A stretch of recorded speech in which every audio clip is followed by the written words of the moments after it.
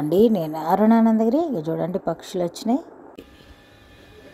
ఒక అల్లరి కాదు కాదు అవి చూడండి, మళ్ళీ వేరే రకంగా అంటుంది. ఇప్పటిదాకా వేరే వాయిస్ అన్నది, ఇప్పుడు మళ్ళీ వేరే అంటుంది. పూలు ఎంత బాగా పూసినాయి. మనం పూజకు పూలు తెంపుకొని వెళ్దాం.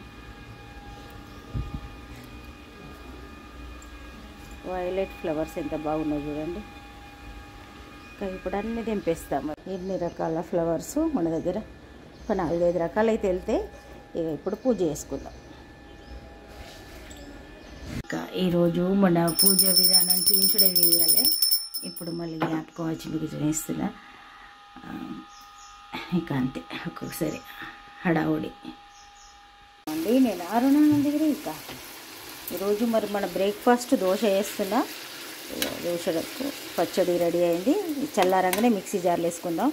అయితే ఇక్కడ నేను మార్నింగ్ టైం కాబట్టి పూజ అయిపోయింది, వచ్చి స్తోత్రాలు వినుకుంటూ మరి ఇది చేస్తున్నా. ఇక పాలు పెట్టిన.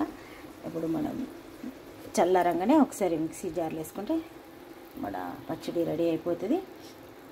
మార్నింగ్ టైంలో ఎక్కువ షూట్ చేసే అవకాశం ఉండదు, కానీ మరి మనకు మార్నింగ్ రొటీన్ ఉండాలంటే చేయాల్సిందే కదా.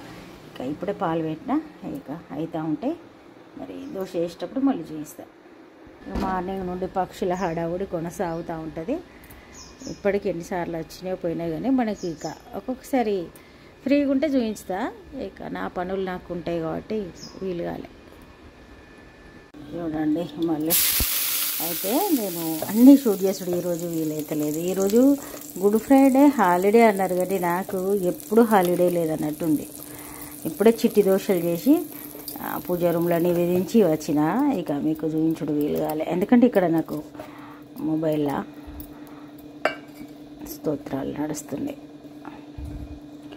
మార్నింగ్ టైంలో మనం ప్రతిదీ నోరుతో అనుకుంటూ చేయాలంటే కొన్ని వీలు కావు. అట్లాంటప్పుడు పూజా రూమ్లో నిత్యవారి స్తోత్రాలు చదువుకొని ఇక్కడ వంట చేసే కాడికి వచ్చి మనం పెట్టుకొని వినొచ్చు. ఆ వైబ్రేషన్స్ కూడా ఇంట్లో మంచి అంటారు అట్లా. అందుకని అట్లా కూడా కొన్ని. ఇక మరి ప్రతిదీ మనమే చదవాలంటే కాదు, కాకపోతే అది రోజు విన్నా కొద్ది ఏమైతే ఆటోమేటిక్గా మనం దాంతో పాటు పైకి మాట్లాడకుండా ఆ చాంటింగ్ జరుగుతూనే ఉంటుంది. అంటూ ఉంటాం. అనకు ఒకవేళ అనని పరిస్థితి ఉన్నా అది ఆల్రెడీ మన మనస్సు దాంతో కనెక్ట్ అయ్యి నడుస్తూ ఉంటుంది. అది ఒక్కసారికి తెలియదు, రెగ్యులర్గా మనం అది ఫాలో అయితే అప్పుడు మనకు తెలుస్తుంది. అక్కడ స్తోత్రం నడుస్తూ ఉంటాయి, దాంతో పాటు మనం అంటూ ఉంటాం, ఇక్కడ మన వర్క్ నడుస్తూ ఉంటుంది. అట్లా ఉంటుంది. ఇక ఇవన్నీ ఎందుకు అని అనుకోవచ్చు, కాకపోతే కొందరు అనుకుంటారు ముసలోళ్ళు అయినాక చేయాలి, అది ఇప్పుడు ఎంగేజ్లో చేయొద్దని అనుకుంటారు. కానీ ఏదైనా ముసలోళ్ళు అయిన తర్వాత ఏం చేయలేం, అప్పుడు చేత కాదు కదా. కొందరు పూజలు ఇవన్నీ పెద్దవాళ్ళు చేసుకునేవి అని ఉద్దేశం చాలామందికి ఉంటుంది, కానీ బాల్యమే తెలియదు. యవ్వనము ప్రలోభాలు, ఇక పెళ్ళయిందంటే బాధ్యతలు, తర్వాత ఏమవుతుంది వృద్ధాప్యం వస్తుంది. వృద్ధాప్యం అంటే చేత కాకపోవడు, ఇక తర్వాత అంతే వెళ్ళిపోవడు. ఇది అందుకని దానికి ఒక లిమిట్ అనేది ఉండదు. ఇప్పుడు మనం కొంచెం మిగిల్చుకొని చేయడమే పూజ అంటే. పూజలు ఎందుకని కూడా కొందరికి ఉంటుంది, కాకపోతే ఇక అన్నిటికంటే కలియుగంలో అన్నిటికంటే కూడా ప్రధానమైనది దైవనామ స్మరణ.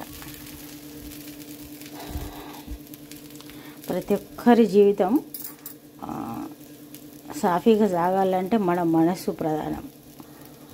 ఉన్న దానిలో సంతృప్తి పడు అనేది చెప్పేది మనసే, వేరే వాళ్ళతోటి గొడవ పెట్టుకోవాలని చెప్పేది మనసే. అందుకే మనసును ఎప్పుడు కంట్రోల్ చేయాలంటే ఒక మంచి బుద్ధి, మన బుద్ధిని మనం కంట్రోల్ చేయాలి. బుద్ధి వక్ర మార్గం పట్టకుండా, అన్నిటికీ మార్గం భక్తి. ఇక పెద్దవాళ్ళు చెప్పిందే మనం ఏం కొత్తగా చెప్తలేము. ఒక్కొక్క కుటుంబంలో ఒక్కొక్క రకం ఉంటుంది. చూడండి, ఫస్ట్ అయితే మా వారికి బ్రేక్ఫాస్ట్ సర్వ్ చేసిన తర్వాత ఇక మరి అయితే ఈరోజు నేను పొట్టు మినపప్పుతో చేస్తున్నా దోశ. నేను చూపించామనుకున్నా, ఎందుకో చూపించలే. పొట్టు మినపప్పు, బియ్యము, తర్వాత మెంతులు, అటుకులు, ఇంతే. ఈరోజు నేను మిల్లెట్స్ వేయలే. అయితే మిల్లెట్స్ ఈ ఎండాకాలం ప్రతి వస్తువుకు చీమలే వస్తాయి. మిల్లెట్స్ కూడా చీమలు వచ్చినాయి విచిత్రంగా. అందుకని కొంచెంసేపు ఆరబెట్టిన బయట, ఇక అవి వెళ్ళిపోతలేవని ప్లెయిన్గా ఇట్లా చేసిన. ఇక పొట్టు మునిపప్పు తోటి చేసిన. ఇక తనకు ఒకటే దోశ సర్వ్ చేస్తా. ఇక మన పచ్చడి చూడండి, సూపర్గా రెడీ అయిపోయింది పచ్చడి కూడా. ఇక తను తిన్నా కొద్దీ సర్వ్ చేస్తూ ఉంటా. మరి తర్వాత నేను ఇక వాళ్ళు కూడా ఇప్పుడు ఎవరో క్లయింట్లు వస్తారంటే బ్రేక్ఫాస్ట్ తర్వాత మాట్లాడితే బెటర్, లేకపోతే ఒక హాఫ్ అన్ అవర్ ఈజీగా గడుస్తుంది. అప్పటి వరకు మళ్ళీ 10 అయిందంటే మనకు బ్రేక్ఫాస్ట్ లేట్ అవుతుంది. దాంతో నా పనులన్నీ లేట్ అవుతాయి. అందుకే సెలవు అంటే సెలవు అనేది అందరికీ అనిపిస్తుంది. ఆ సెలవు రోజు 24 గంటలే, ఉట్టి రోజు 24 గంటలే. కానీ సెలవు అనే దాని మీద మస్తు డిలే అవుతూ ఉంటాయి పనులు. కొందరికి దోశ మెత్తగా ఉండడం ఇష్టం, కొందరికేమో మంచి క్రిస్పీగా ఉండాలి. దోశ అవుతుంది, తిందాం. మరి మన దోశ రెడీ అయింది. ఇక తొందర బ్రేక్ఫాస్ట్ చేసిన తర్వాత ఇక వేరే పనులు ఉన్నాయి చాలా. 24 అవర్స్ సరిపోతలేవు. టీ కూడా అయింది చూడండి, సూపర్గా రెడీ అయిపోయింది టీ. నేను అరుణమందిరి ఇక చూడండి. మరి మన వంట అవుతుంది. ఈరోజు అయితే సింపుల్ కర్రీ చేస్తున్నా. సింపుల్ అని ఏం కాదు, ఇక చిక్కుడుగా చాలా టేస్ట్గా ఉంటుంది. అల్లం వెల్లుల్లి పేస్ట్ ఎక్కువ ఉండాలి చిక్కుడుగాయలు ఎప్పుడైనా. అల్లం వెల్లుల్లి పేస్ట్ ఎక్కువ ఉంటే మస్తు టేస్ట్ ఉంటుంది. రివర్స్ పట్టుకున్నాను ఇది. ఇక చిక్కుడుగా కర్రీ చేస్తున్నా. అయితే అల్లం వెల్లుల్లి పేస్ట్ వేస్తున్నా. ఇక చూడండి చిక్కుడుగాయలు ఉడకబెట్టిన. అయితే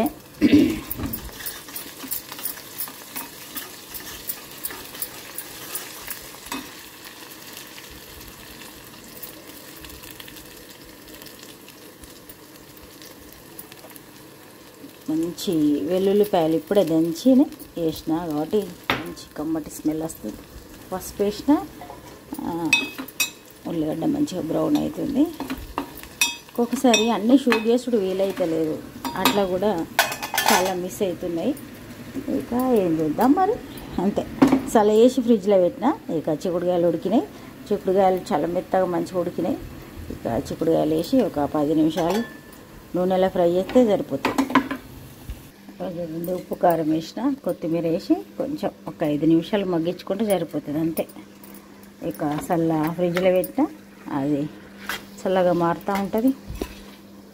ఈ లోపల చిక్కుడుకాయ ఆల్రెడీ ఉడికింది కదా. ఇక ఇప్పుడు ఒక 2 నిమిషాలు ఇట్లా ఉప్పు కారం అంతా దీనికి పట్టుకునేటట్టు మగ్గిస్తే సరిపోతాయి. అయితే ఈరోజు నేను దీనికోసం చారు చేస్తలేను. జనరల్గా అయితే చారు ఉంటే కాంబినేషన్ మంచిగా ఉంటుంది. అయితే నైట్లో మామిడికాయ చట్నీ పెట్టిన. ఆ మామిడికాయ చట్నీ ఎట్లాగో ఇప్పుడు అది తినాలని ఆరాటం ఉంది. ఇక అదే తింటాం కాబట్టి ఇది అట్లా అంచుకు పెట్టుకున్నట్టు ఉంటుంది, అంతే. చూడండి ఎంత మంచిగా మగ్గిపోయింది చిక్కుడుకాయలు, అన్ని గింజలు కనిపిస్తున్నాయి. ఇట్లా కొంచెం ఇట్లా స్మాష్ చేసినట్టు అంటే మంచిగా ఉంటుంది. దీనిలో మనం ఏ మసాలా వేయద్దు, ఓన్లీ అల్లం వెల్లుల్లి పేస్ట్ వేసి ఉడకబెట్టిన చిక్కుడుకాయను మగ్గించుకుంటే సూపర్ అంటే సూపర్ ఉంటుంది. టోటల్గా దీంతో మనం అన్నం తినచ్చు. కానీ మనకు మామిడికాయ చట్నీ నైట్లో పెట్టినా కదా, ఆ చట్నీ ఉంది, సల్లా ఉంది, పెరుగు ఉంది. ఇక వాటితోటి లంచ్ చేసేద్దాం. చిక్కుడుకాయలు అయితే భలే ఉన్నాయి, అన్ని గింజలు. కొందరికి గింజలు ఉంటే ఇష్టం, కొందరికి అసలు రావద్దు. ఇట్లా రకరకాల మనుషులు, రకరకాల మనస్తత్వాలు. ఇక సూపర్గా కర్రీ రెడీ అయిపోయింది. మంచి వెల్లుల్లిపాయల వాసన వస్తుంది. ఇంకా చల్ల కూడా వేసి ఫ్రిడ్జ్లో పెట్టిన. స్టోరేజ్ ప్రాబ్లం వచ్చింది, అది క్లియర్ చేసి వెంటనే బాటిల్లో సర్దిన. ఇంకేం చూపించాలి. ఇగో ఇట్లా ఉంటుంది చట్నీ. ఫ్రిడ్జ్లో పెట్టించిన చల్లని కలిపినప్పుడు మళ్ళీ చిక్కగా మారుతుంది. ఇక చూడండి చట్నీ మంచి కలరుగా సూపర్ ఉంది కదా, టేస్ట్ కూడా సూపర్ ఉంటుంది. ఇక చట్నీ కొత్తది ఉందంటే కూర అంత మాత్రమే అన్నట్టు ఉంటుంది. అందుకని నేను మళ్ళీ ఇంకా వేరే చారు ట్రై చేయాలి. ఎందుకంటే మనకు చల్ల ఉంది, పెరుగు ఉంది. ఇక చిక్కుడుకాయ కూరతోటి ఒక 4 బుక్కలు తిని, చట్నీతోటి 4 బుక్కలు తిని, ఒక గ్లాసు సల్ల, మళ్ళీ పెరుగన్నం. ఇగో ఇంతకంటే ఎక్కువ ఏం తినలేం. ఇంత చాలా బాగా అయింది. ఇప్పుడు చూడండి ఎంత చక్కగా ఉంది.